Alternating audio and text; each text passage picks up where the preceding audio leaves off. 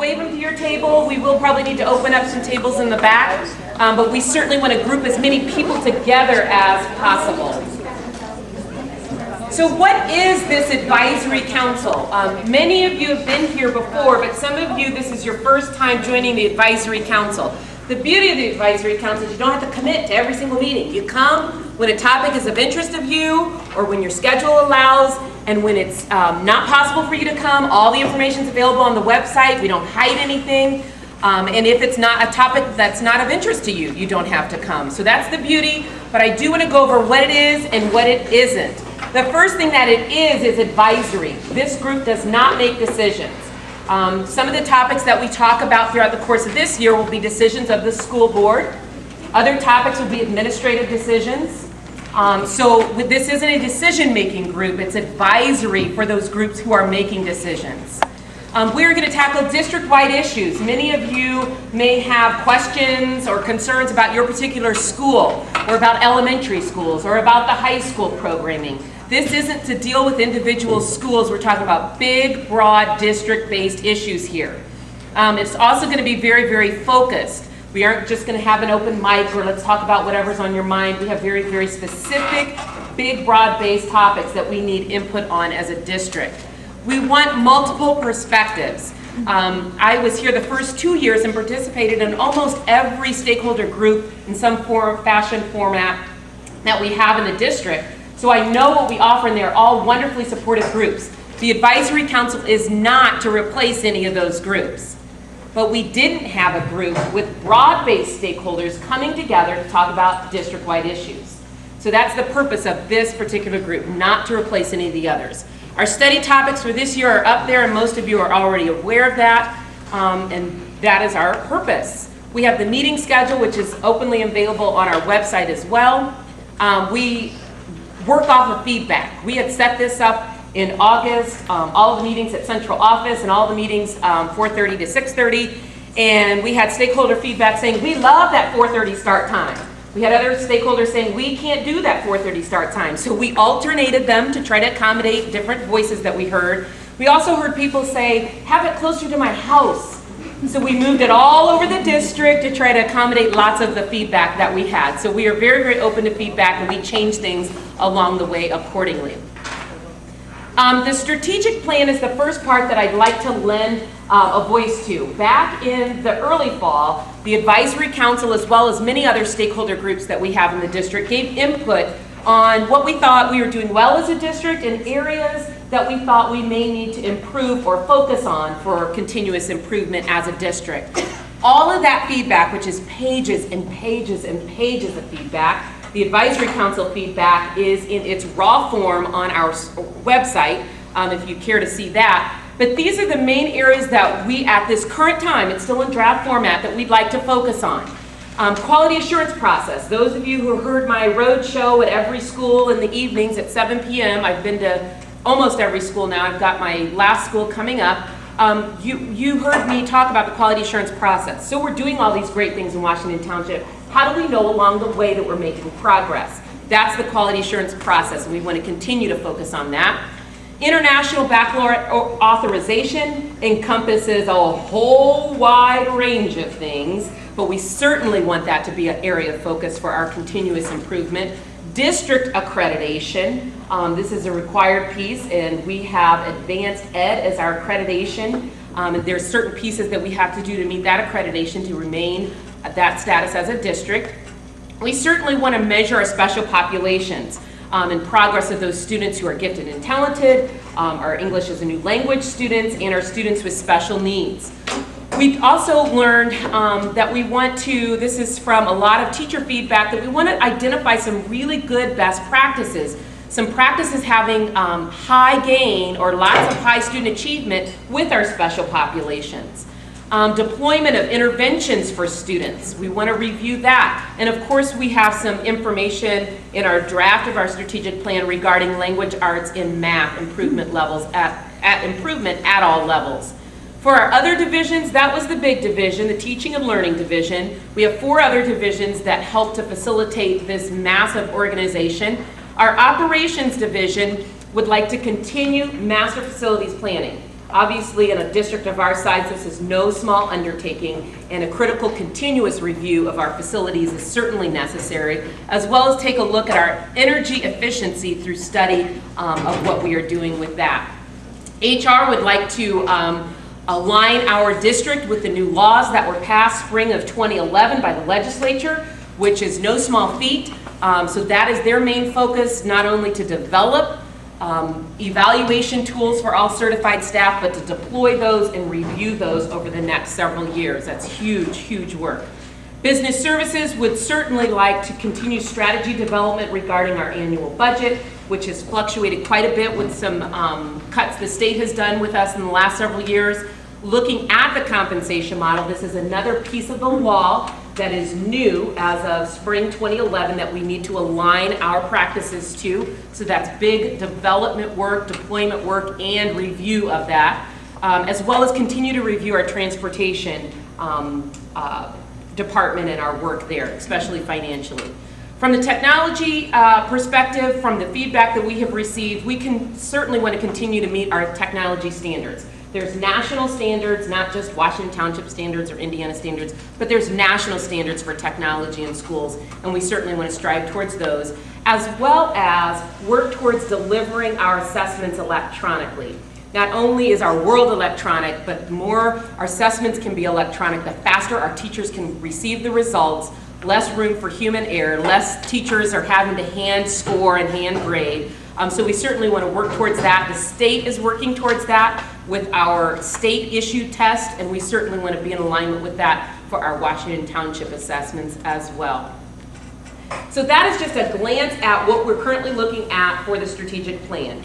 If you have input on that, what I'd like to ask you to do is to contact me individually. Most people would look at that list and say, I can't say that, no, we don't need to do master facilities planning.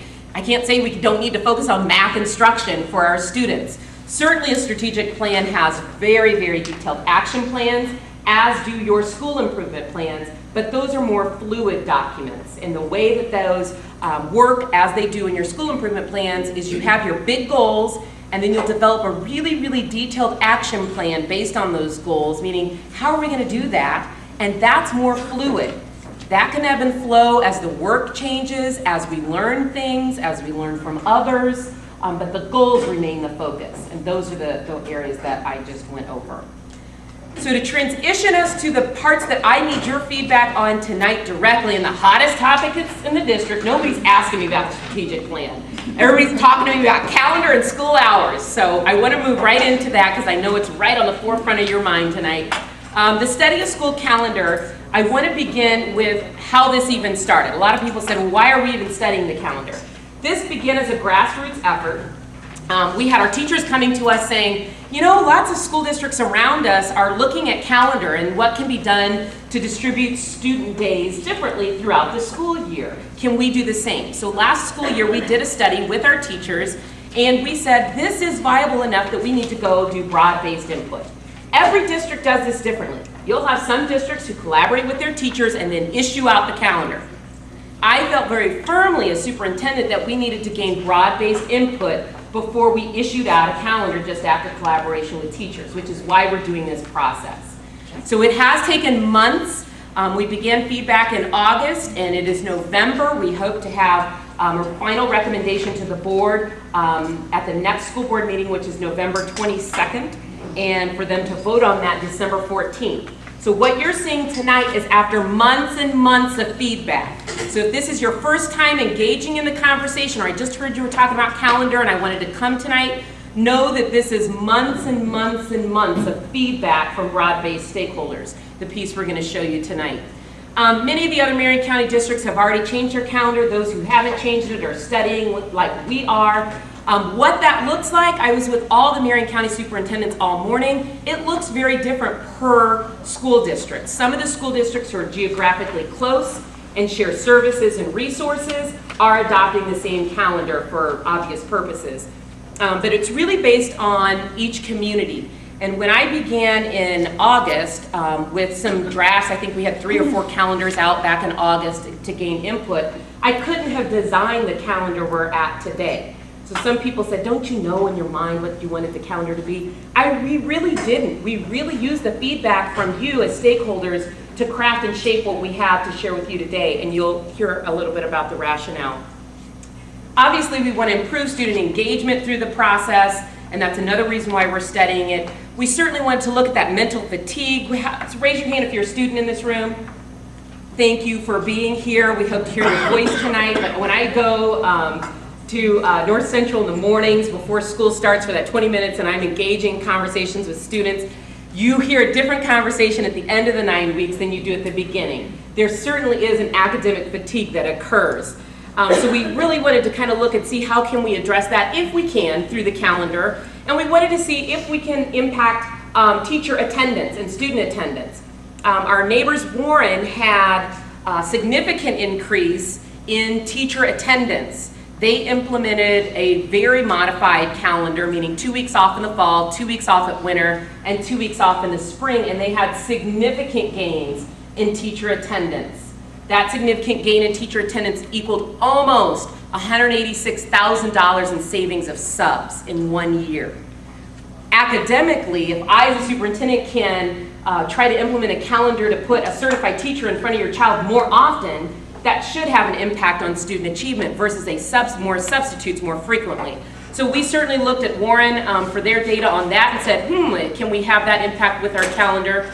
And that's also student attendance as well. Other districts have had that, and we want to just see if it's possible.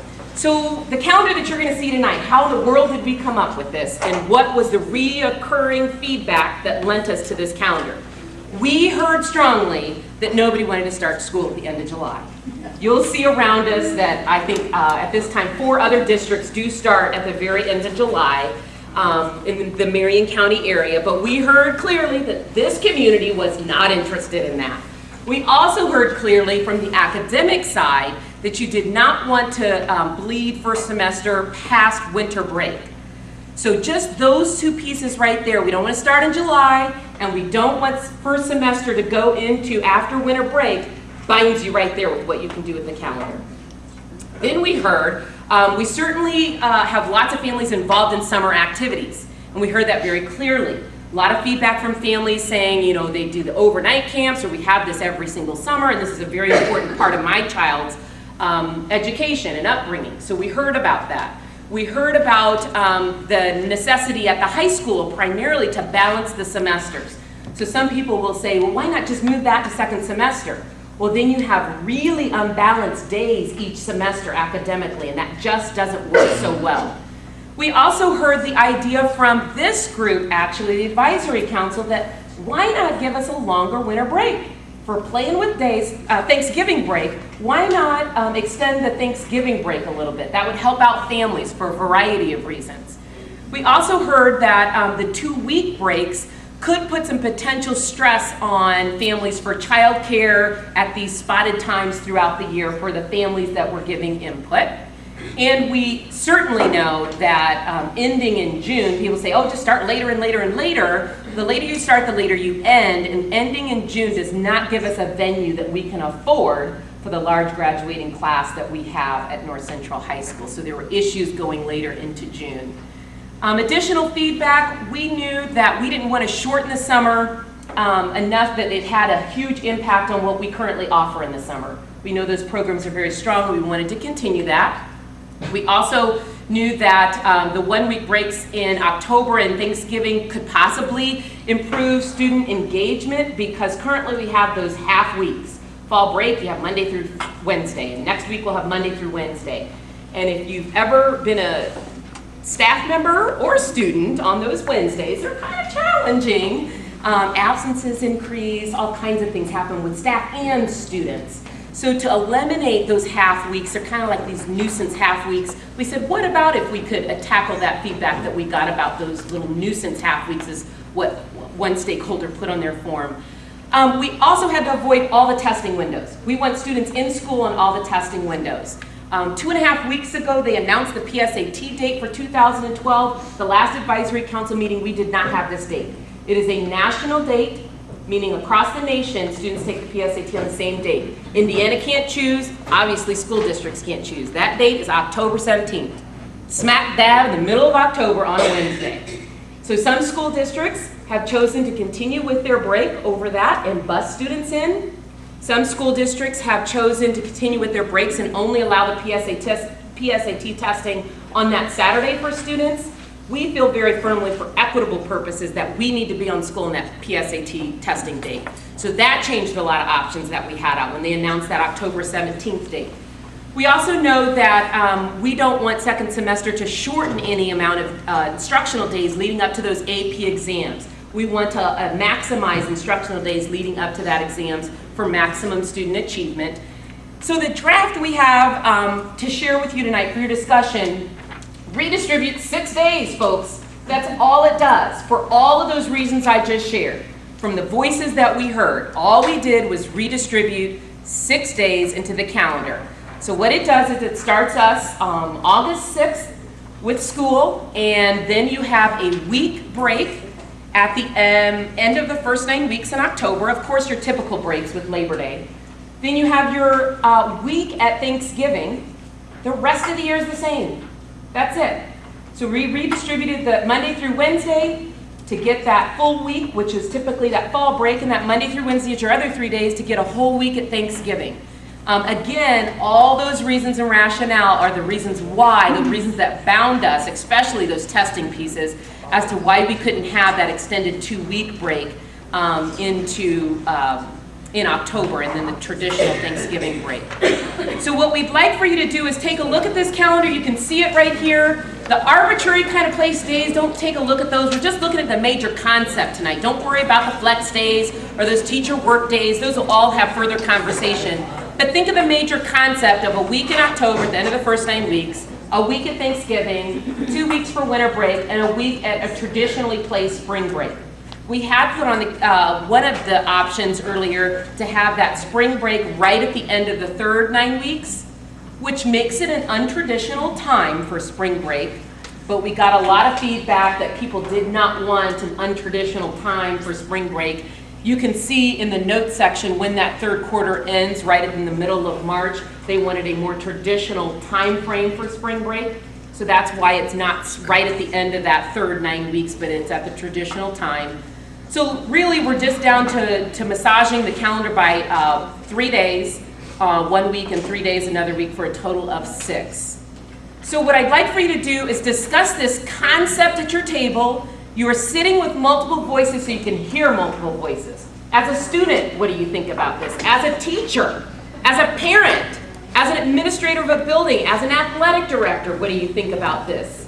So we want multiple voices at your table. While you're discussing, we're going to bring around a feedback form.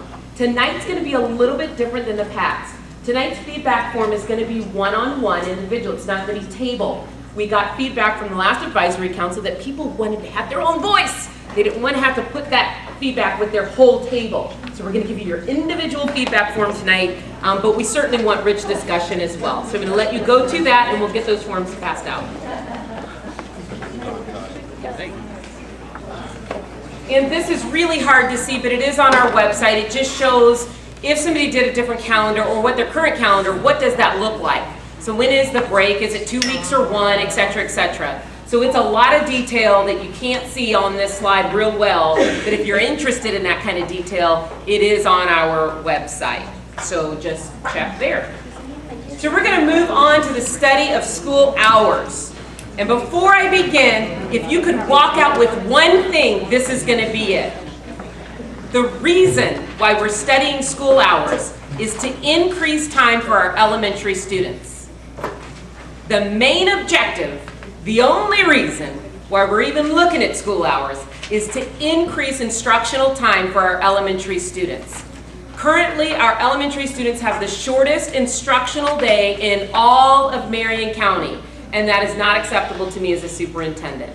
So I put to task my teaching and learning division, along with my transportation department, to do several things. Increase the elementary day. Don't mess with the integrity of our middle school and our high school day. Don't put my babies out those bus stops too early. see if you can apply research with older kids starting later, and do all that with zero impact to the general fund. So they kind of said, you're asking the impossible of us, Dr. Woods. And I said, well, let's just see what we can come up with. So what we have done, or what we have come up with, is 2 options that we will share with you tonight. We have had lots of options on the table. Lots of options. So that's where the rumors have come from. Obviously, to get options narrowed down, you have to start with lots of different choices.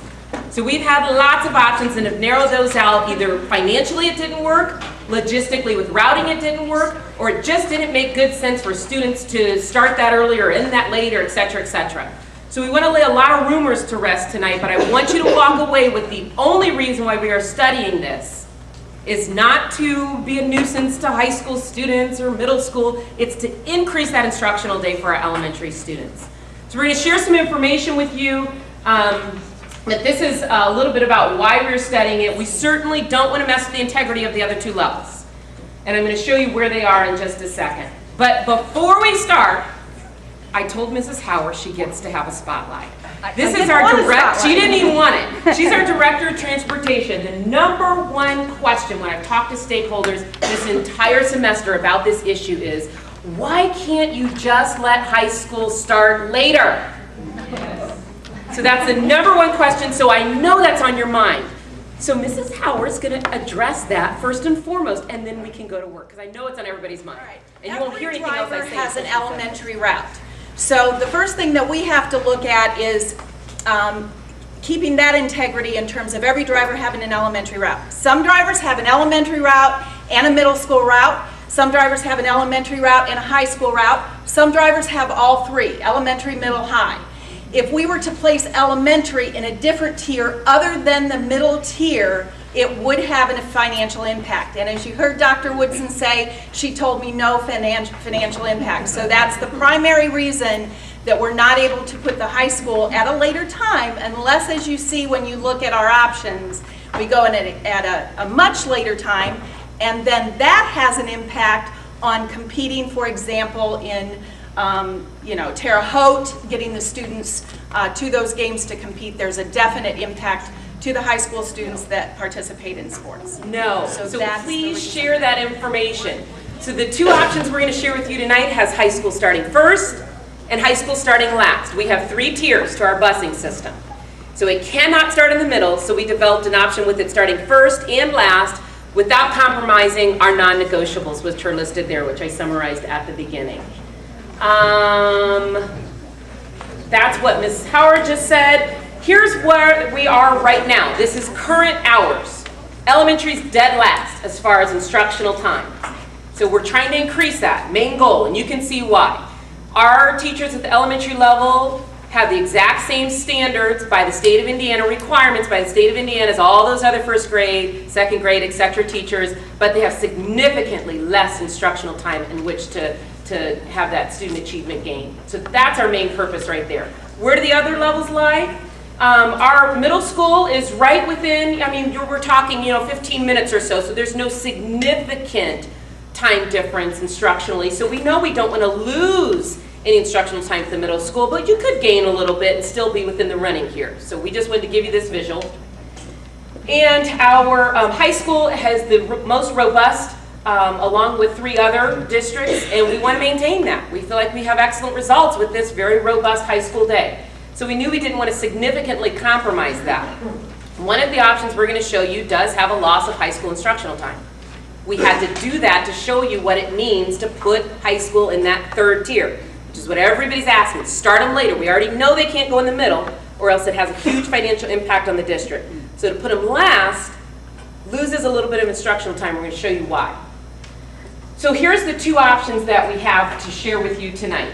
The first option has elementary, or let's start in order, has middle school starting first, and then elementary, and then high school. And in this first option, the middle school instructional time stays exactly the same.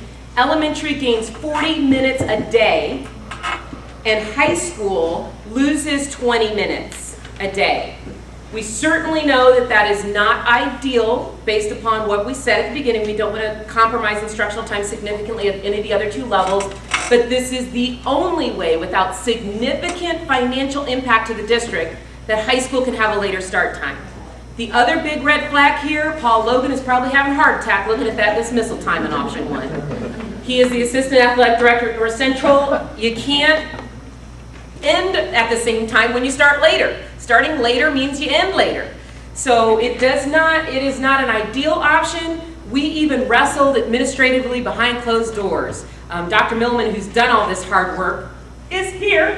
He even said, Dr. Woodson, do we even put this option out there? I said, this is the one thing people keep saying is put high school later. So we have to show them what that looks like without a significant financial impact to the district. So that is why we put that option out there. The second option has zero instructional impact to the high school day, which starts first, so it would be the exact same high school day. The reason why it ends at 2:41 is because we went from 7-minute passing periods to 6-minute passing periods. Many other big, large Marion County high schools have done that. And then we ended school at 2:41, so we have zero lost instructional minutes in the day. And that came from a suggestion from Mr. Quant himself. Our middle school adds 15 minutes of instruction under option number 2 per day. And our elementary students have a gain of 65 minutes per day under option number 2. And here's some data that you can look at. That second option would add 37 instructional days as far as a cumulative time for our elementary students over the course of 181 school days. That is significant. It does start high school 10 minutes earlier than it starts right now, but if you've ever been at North Central at 7:15 in the morning, you know that there's about 2,700 students already there. But there is about a 10-minute earlier start under that option 2. So what does this look like under option 1 with the lineup in Marion County? That would put our elementary students right in the middle. Still wouldn't be the highest, but we wouldn't be the lowest as far as instructional time. With option 1 with option 2, we would be the top just by a smidgen.